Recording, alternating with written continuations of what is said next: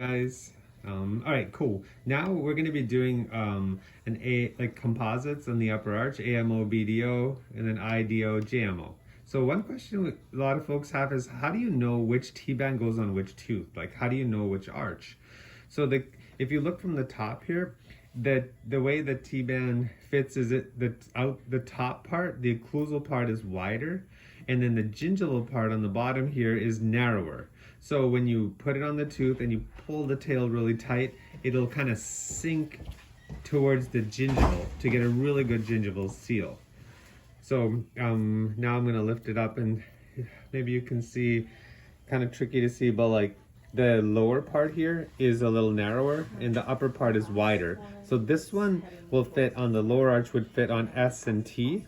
Then if you flipped it around, this one would fit on I and J, because the narrower part would go on the upper left side and then the tail always goes forward. So that's another confusion point. Does the tail go back or forward? But it goes forward so you can pull tighter.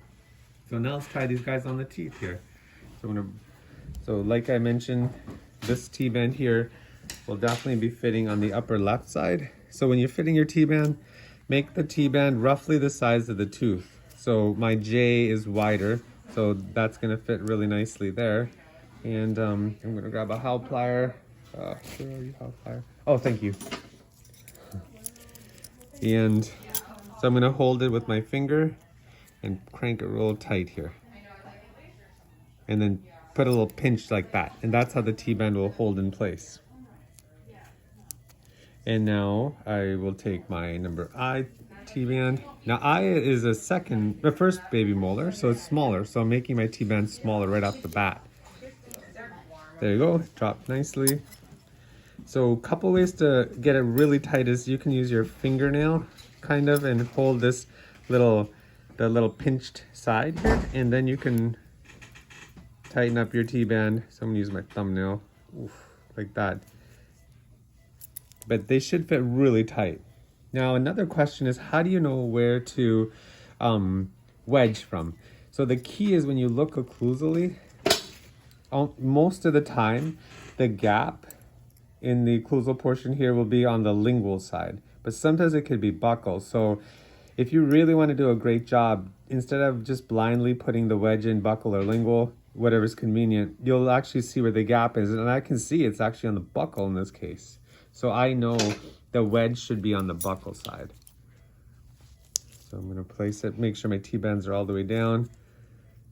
Always use a Howell plier, and then I'm gonna push my wedge in from the buccal side, nice and tight there. I'm gonna rinse, and then I will show you 2 ways to confirm that you're all set with this step. Rinsing.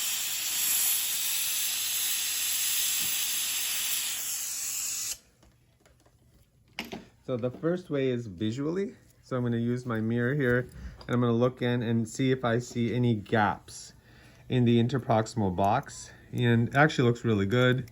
Then the second is tactile. So I take my Explorer, I push it in the box, and I just rub along right along the T-band there, and I make sure it doesn't drop. So if I'm rubbing along here and I'm like, oh, it dropped in or dropped in here, that means I need to put a second wedge, or I need to put this wedge in better. So in this case, it looked really good. So that's how you place the T-band and the wedge.